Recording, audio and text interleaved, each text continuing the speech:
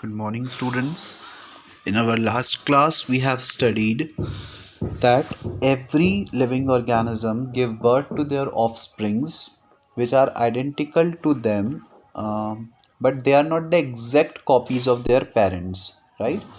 And the characters get inherited from parents to the offsprings by the DNA. That all the things we have seen, and also we have discussed that why it is important to have variations in the offsprings from their parents.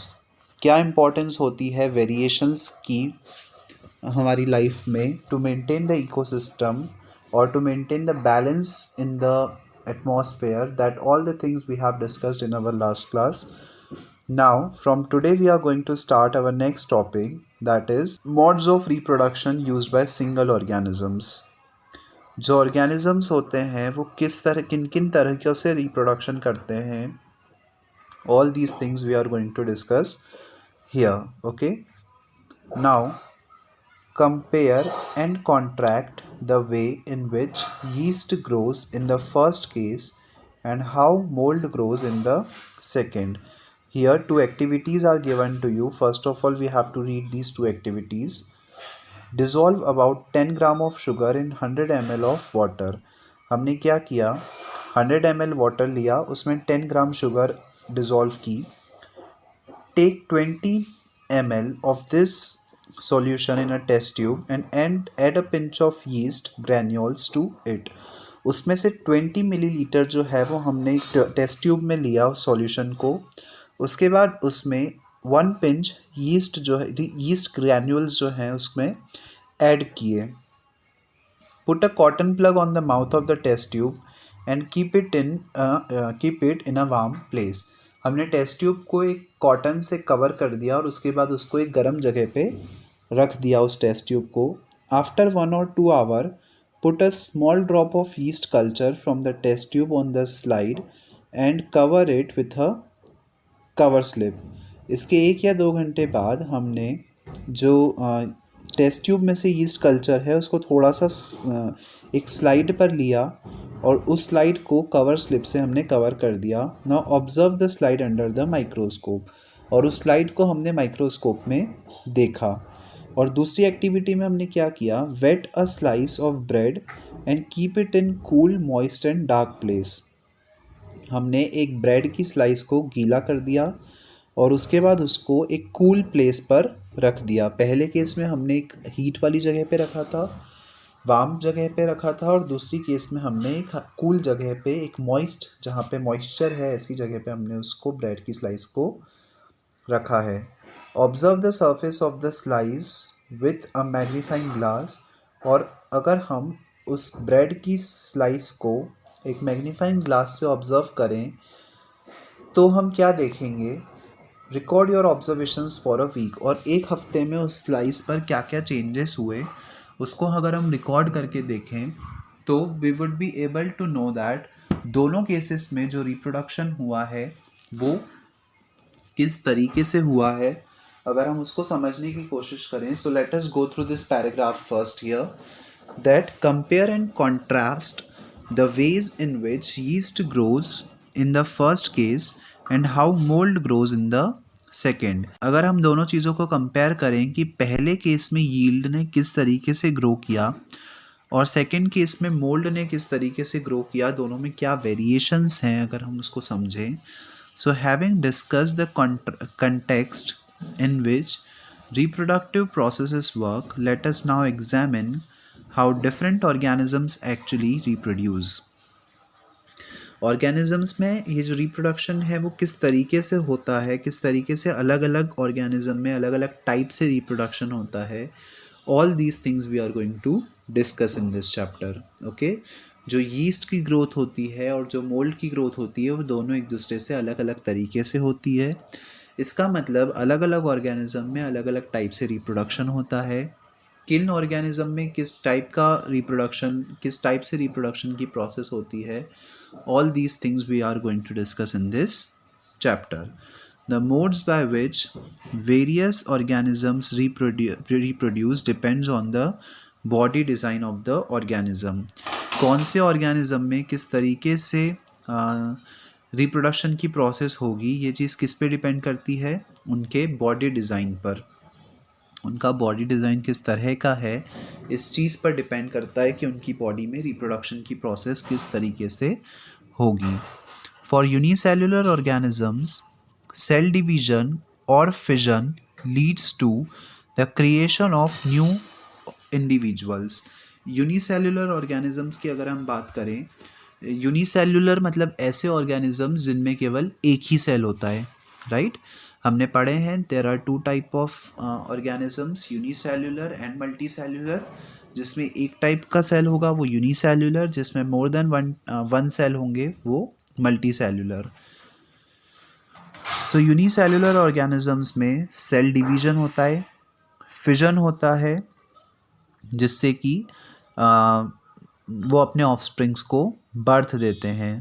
Basically जैसा हमको नाम से समझ में आ रहा है, एक ही cell होता है पहले, और वो अपने आप को डिवाइड करके, जैसे कि एक सेल है तो उससे दो सेल्स बन जाएंगे, दो से चार, चार से आठ, और इस तरीके से जो सेल्स हैं वो डिवाइड होते जाते हैं और वो अपने न्यू ऑफस्प्रिंग्स को बर्थ देते जाते हैं।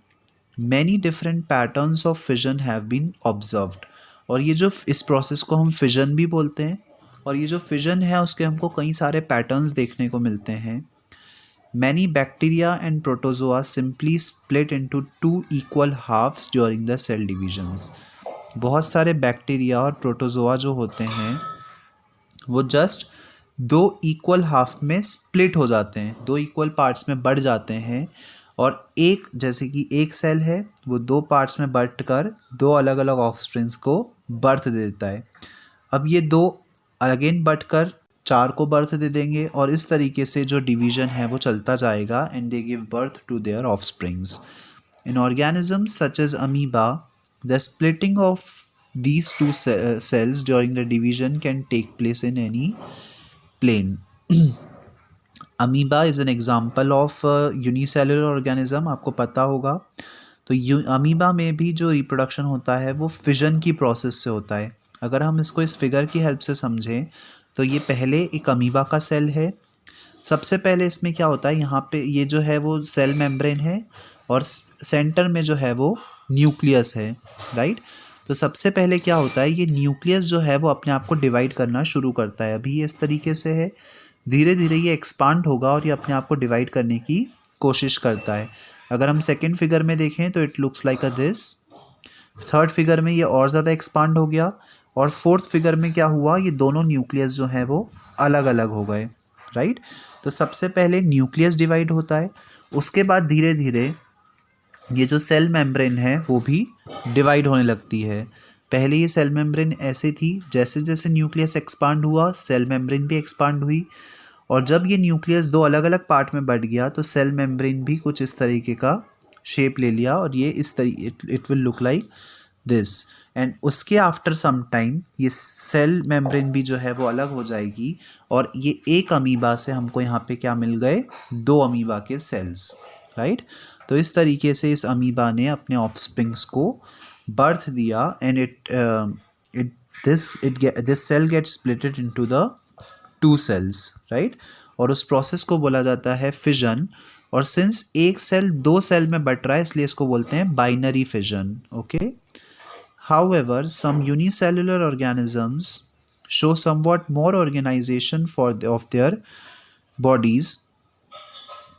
कुछ और दूसरे ऑर्गेनिजम्स भी होते हैं जिसमें अलग अलग टाइप से हमको फिजन देखने को मिलता है, such as in seen in leishmania which causes kala अजर।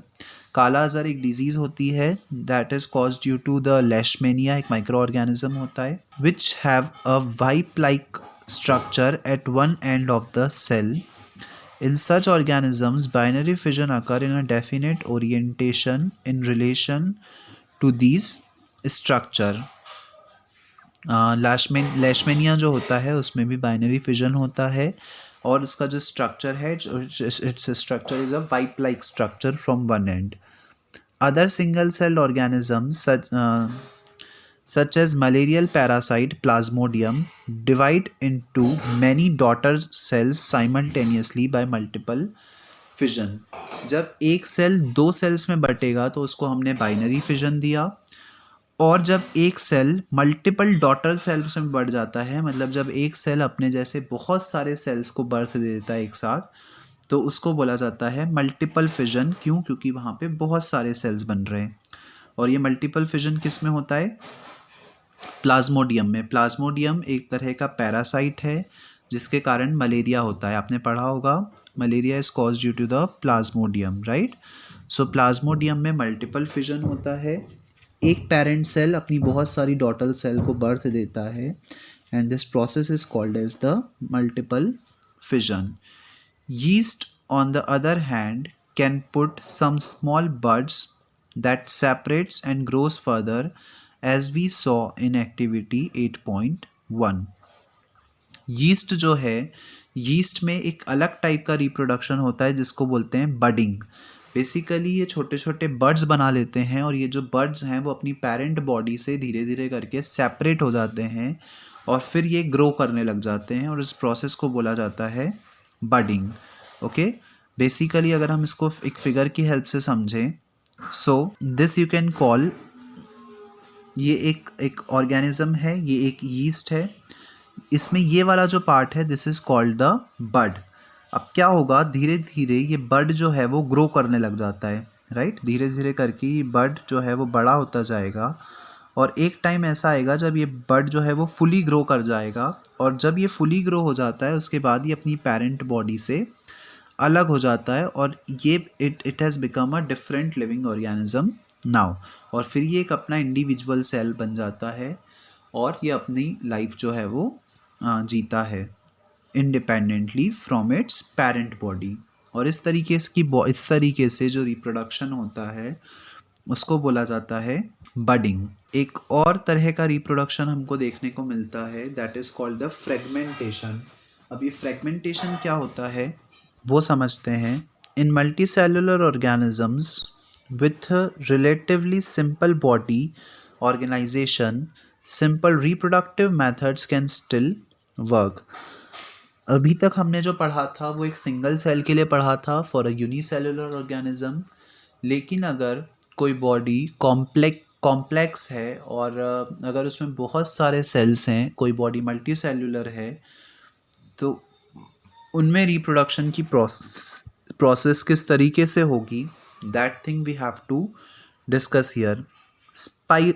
स्पाइरोगायरा फॉर एग्जांपल, ऐसी मल्टी सेलुलर बॉडीज़ जिनका स्ट्रक्चर जो है वो ज़्यादा कॉम्प्लिकेटेड नहीं होता है, जिनमें कम नंबर ऑफ सेल्स होते हैं, उनका रिप्रोडक्टिव उनमें जो रिप्रोडक्शन की मेथड्स होती हैं वो भी काफ़ी सिंपल होती हैं। For example, spirogyra simply break up into the smaller pieces upon maturation। Spirogyra में क्या होता है, एक बार जब ये मैच्योर हो जाता है तो वो बहुत सारे छोटे छोटे पीसेस में स्प्लिट हो जाता है। इसका मतलब एक सेल स्प्लिट होकर बहुत सारी सेल्स को बर्थ दे देता है, और इसी को बोला जाता है फ्रेगमेंटेशन। फ्रेगमेंट्स का मतलब होता है टुकड़े, राइट? तो जब एक ही चीज़ के हम छोटे छोटे टुकड़े कर दें तो उसको हम बोलते हैं फ्रेगमेंट्स। और फ्रेगमेंटेशन में भी यही होता है कि एक बॉडी छोटे छोटे पार्ट्स में डिवाइड हो जाती है, और उस प्रोसेस को हम बोलते हैं फ्रेगमेंटेशन। ओके, दीज पीसेस और fragments grow into new individuals. और ये जो पीसेस हैं या ये जो फ्रेगमेंट्स हैं वो एक नए इंडिविजुअल की तरह फिर ग्रो होने लग जाते हैं। ये एक बॉडी थी, वो बहुत सारे पार्ट्स में डिवाइड हो गई, और ये जो जितने भी छोटे छोटे ऑर्गेनिजम्स बने हैं ये सब एक नए इंडिविजुअल बन गए। अब ये ग्रो करेंगे, ये जब मैच्योर हो जाएंगे तो ये फिर से छोटे छोटे पार्ट्स में बढ़ जाएंगे, और इस तरीके से इनमें रिप्रोडक्शन जो है वो चलता रहेगा, right? Can we work out the reason for this based on what we saw in activity 8 point? So, जब आप एक्टिविटी 8.4 पढ़ेंगे, so you will be able to know that what is the reason why ये जो organisms हैं उनमें fragmentation की process होती है। Okay, so this is not true for all the multi cellular organisms. लेकिन ये जो हमने पढ़ा फ्रेगमेंटेशन, ये सारे लिविंग ऑर्गेनिजम्स पे या सारे मल्टी सेलुलर ऑर्गेनिजम्स पे अप्लाई नहीं होता है। ये केवल उन मल्टी सेलुलर ऑर्गेनिजम्स पे अप्लाई होता है जिनका बॉडी स्ट्रक्चर ज़्यादा कॉम्प्लिकेटेड नहीं है और जिनमें नंबर ऑफ सेल्स जो हैं वो बहुत ज़्यादा नहीं होते हैं। They can not simply divide cell by cell. सारे लिविंग ऑर्गेनिजम्स जो हैं वो सेल बाय सेल्स इतने सिंपली डिवाइड नहीं हो सकते हैं। The reason is that many multicellular organisms as we have seen are not simply a random collection of cells. क्यों? क्योंकि जितने भी मल्टी सेलुलर ऑर्गेनिजम्स रहते हैं वो उनका सेल स्ट्रक्चर जो है वो काफ़ी कॉम्प्लिकेटेड होता है। अगर हम ह्यूमन बींग्स की बात करें तो हमारी बॉडी में बहुत सारे अलग अलग टाइप के सेल्स होते हैं। आपने पढ़ा है हमारी बॉडी में बहुत सारे अलग अलग सिस्टम होते हैं, digestive system, respiratory system, circulatory system, excretory system, reproductive system, right.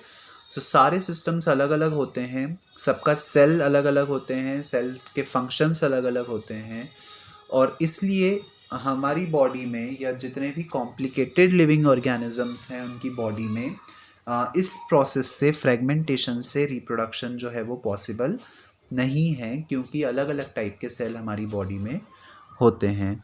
Specialised cell are organised as tissues. हमारी बॉडी में क्या होता है, स्पेशलाइज्ड सेल्स होते हैं, वो सेल्स मिलकर टिश्यू बनाते हैं, बहुत सारे टिश्यूज़ मिलकर ऑर्गन्स बनाते हैं और बहुत सारे ऑर्गन्स मिलकर ऑर्गन सिस्टम बनाते हैं, राइट। ये चीज़ें हम ऑलरेडी पढ़ चुके हैं in our previous chapters. Which then have to be placed at a definite position in the body. और जब ये ऑर्गन्स बन जाते हैं तो इन ऑर्गन्स का हमारी बॉडी में एक स्पेसिफिक पोजीशन होती है। स्टमक की जगह पे ही आएगा, किडनीज़ की जगह पर ही आएंगी, बाकी जो दूसरे बॉडी पार्ट्स हैं वो सब अपनी अपनी जगह पे ही आएंगे। इसलिए हमारी बॉडी का स्ट्रक्चर जो है वो कॉम्प्लिकेटेड है, इसलिए हमारी बॉडी में फ्रेगमेंटेशन से रिप्रोडक्शन नहीं हो सकता है। In such a carefully organized situation, cell by cell division would be impractical। और अगर हम हमारी बॉडी को फ्रेगमेंटेशन से समझें तो हमारी बॉडी में इस तरीके से जो रिप्रोडक्शन होगा वो इम्प्रैक्टिकल बात है। हमारी बॉडी में फ्रेगमेंटेशन से रिप्रोडक्शन नहीं हो सकता है और हमारी ही तरह दूसरे भी जो बड़े एनिमल्स हैं जिनका बॉडी स्ट्रक्चर कॉम्प्लिकेटेड है उनमें भी फ्रेगमेंटेशन से रिप्रोडक्शन की प्रोसेस पॉसिबल नहीं है। Multicellular organisms therefore need to use more complex ways of reproduction। और जो मल्टीसेलुलर ऑर्गेनिजम्स होते हैं उनमें रिप्रोडक्शन की जो प्रोसेस है वो और ज़्यादा कॉम्प्लिकेटेड होती है। अब उनमें किस तरीके से रिप्रोडक्शन की प्रोसेस होती है, a basic strategy used in multicellular organism is that different cell types perform different specialized function।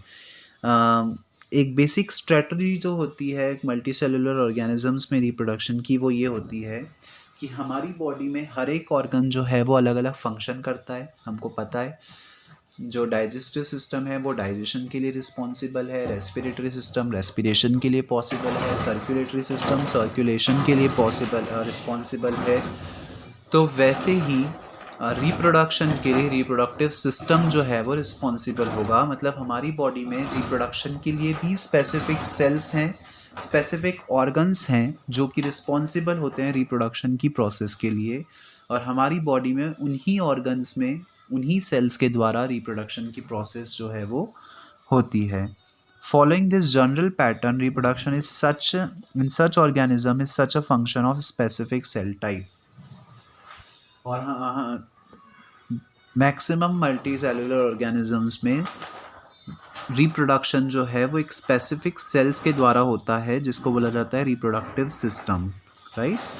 How is reproduction to be achieved from single cell type. कैसे एक सिंगल सेल टाइप से reproduction possible है, कैसे एक single cell से reproduction जो है वो कैरी आउट होता है। All these things we will discuss in this chapter. If the organism itself consists of many cell types, कैसे एक सिंगल सेल के कारण एक दूसरा ऑफस्प्रिंग बर्थ हो जाएगा जबकि एक ऑर्गेनिज्म खुद बहुत सारे सेल से मिलकर बना है, राइट। जैसे कि हम ह्यूमन बींग्स की बात करें तो ह्यूमन बींग्स में बहुत सारे सेल्स होते हैं और सारे सेल्स जो है उनका अपना एक स्ट्रक्चर होता है, अपना एक फंक्शन होता है, अपना एक ओरिएंटेशन होता है, राइट। और अगर मैं ये बोलूँ कि हमारी बॉडी में भी, हम लिविंग ऑर्गेनिजम्स में या ह्यूमन बींग्स में भी जो रिप्रोडक्शन होता है वो केवल एक सिंगल सेल से शुरू होता है। मतलब जब एक ह्यूमन बेबी बॉर्न होता है तो सबसे पहले वो जस्ट एक सिंगल सेल रहता है और वही सिंगल सेल धीरे धीरे डिवाइड होकर एक ऑफस्प्रिंग में, एक न्यूबॉर्न बेबी में कन्वर्ट होता है, राइट। तो कैसे ये पॉसिबल है कि एक सिंगल सेल एक इतनी बड़ी बॉडी को बर्थ देता है, कैसे एक सिंगल सेल डेवलप होकर एक बॉडी में कन्वर्ट हो जाता है? The answer is that there must be a single cell type in the organism that is capable of growing, proliferating and making other cell types under the right circumstances. तो इसका answer ये होगा कि एक single cell जो कि capable होता है सेल डिवीजन के लिए, ग्रो करने के लिए और दूसरे सेल टाइप्स को बर्थ देने के लिए, दूसरे सेल टाइप्स को बनाने के लिए, जब सर्कमस्टेंसेस जो हैं वो करेक्ट होते हैं। तो जब सारे सर्कमस्टेंसेस करेक्ट होंगे तब वही सिंगल सेल दूसरे लिविंग ऑर्गेनिजम्स को बर्थ देगा और इस तरीके से उनमें जो रिप्रोडक्शन की प्रोसेस है वो कैरी आउट होती है, राइट। सो एक और टाइप से रिप्रोडक्शन की प्रोसेस होती है and that type is called as the regeneration. Now what do we mean by the term regeneration, और रीजनरेशन में किस तरीके से ऑफस्प्रिंग्स बर्थ होते हैं, that thing we are going to see here. Many fully differentiated organisms have the ability to give rise to new individual offsprings from their body parts. जितने भी fully differentiated organisms होते हैं, मतलब जिनका body structure well defined होता है, मतलब हम डिफरेंशिएट कर पाते हैं कि हाँ ये उनके हाथ हैं, ये पैर है, ये मुंह है, इस तरीके से जितने भी fully differentiated complex body structure वाले ऑर्गेनिजम्स होते हैं उनमें ये एबिलिटी होती है कि वो अपने ऑफस्प्रिंग्स को बर्थ दे पाएँ from their body parts. That is if the individual is somehow cut or broken up into many pieces, many of these pieces grow into separate individuals. कुछ ऐसे ऑर्गेनिजम्स होते हैं जिनमें अगर उनकी बॉडी का कोई पार्ट जो है वो कट हो जाता है या कोई बॉडी पार्ट ब्रेक हो जाता है, तो ये जो छोटे छोटे पीस हैं वो खुद ग्रो कर जाते हैं और वो एक डिफरेंट ऑर्गेनिज्म को बर्थ दे देते हैं। For example simple animal like hydra, hydra एक तरह का एनिमल होता है, and planaria can be cut into any number of pieces and each piece will grow into a complete organism. Hydra और planaria एक तरह के एनिमल्स होते हैं, उनको अगर हम कट करें तो उनका हर एक जो कट, हम कितने भी पार्ट में उनको कट कर दें, उनका हर एक जो पार्ट होगा वो एक अलग लिविंग ऑर्गेनिज्म की तरह वर्क करेगा और वो हर एक ऑर्गेनिज्म अपने ऑफस्प्रिंग को बर्थ देगा और इस तरीके से उनमें रिप्रोडक्शन की प्रोसेस जो है वो होती है and this is called as regeneration. इसको रीजनरेशन बोलेंगे। क्यों रीजनरेशन? क्योंकि हर एक ऑर्गेनिज्म ने अपने नए ऑफस्प्रिंग को बर्थ दिया, रीजनरेट किया, राइट। Regeneration is carried out by specialised cell.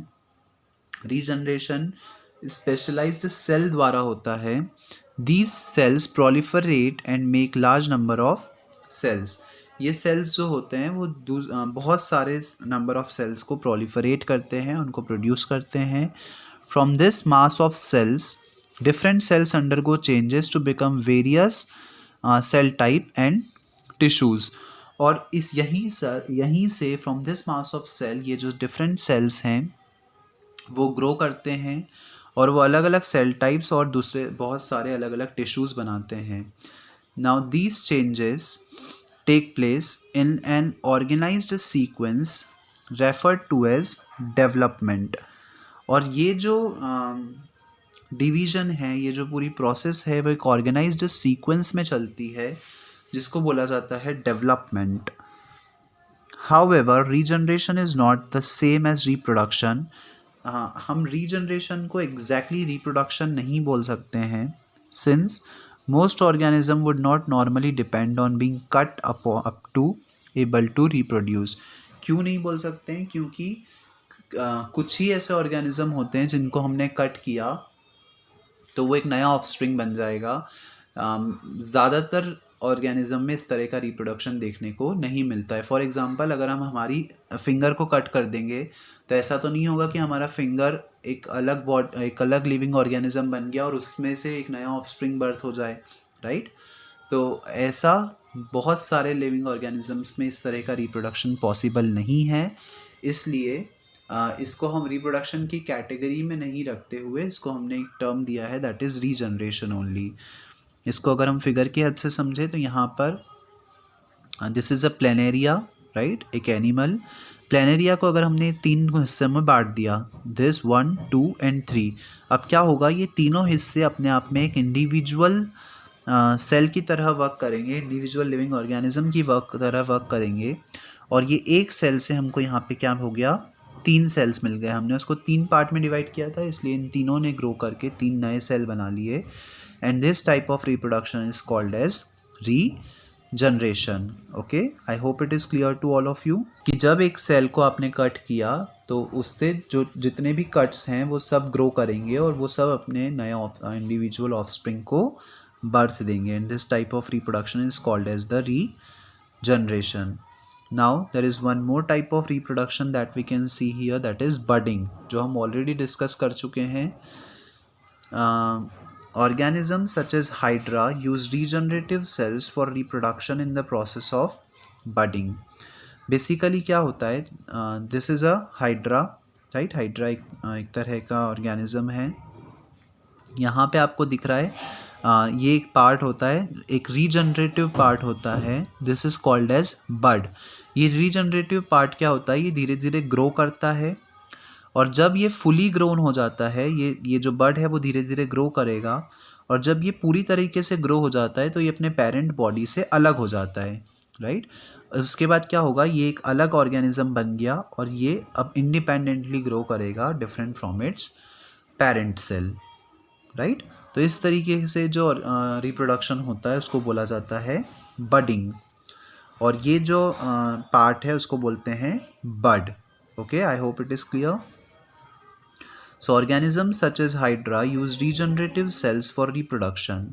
इनमें रीजनरेटिव सेल्स का यूज़ किया जाता है रिप्रोडक्शन के लिए. In hydra a bud develop as an outgrowth due to repeated cell division at one specific site. इसमें क्या होता है कि स्पेसिफिक साइट पर जो सेल्स हैं उनमें उनका डिवीजन होता है और जब सेल डिवीजन होता है इसका मतलब क्या, उनमें ग्रोथ होती है और धीरे धीरे वो बर्ड जो है वो क्या हो जाता है, ग्रो हो जाता है और कंप्लीटली ग्रो होने के बाद वो अपनी पेरेंट बॉडी से डिटैच हो जाता है. These birds develop into tiny individuals and when fully mature detach from the parent body. और जब वो completely mature हो जाता है, grow कर जाता है तो वो अपनी parent body से detach हो जाता है and become a new independent individual. और फिर वो एक new independent individual बन जाता है and then it will grow और उसमें भी इसी तरीके से reproduction जो है वो होगा, it will produce its bud. So today we have seen कि अलग अलग लिविंग ऑर्गेनिज्म में किस किस तरीके से रिप्रोडक्शन की प्रोसेस होती है. ये सारी चीज़ें हमने जो पढ़ी ये सारे एसेक्सुअल मोड ऑफ रिप्रोडक्शन है, right? So that's all for today's class, students. The further topics we are going to discuss in our next class. Thank you.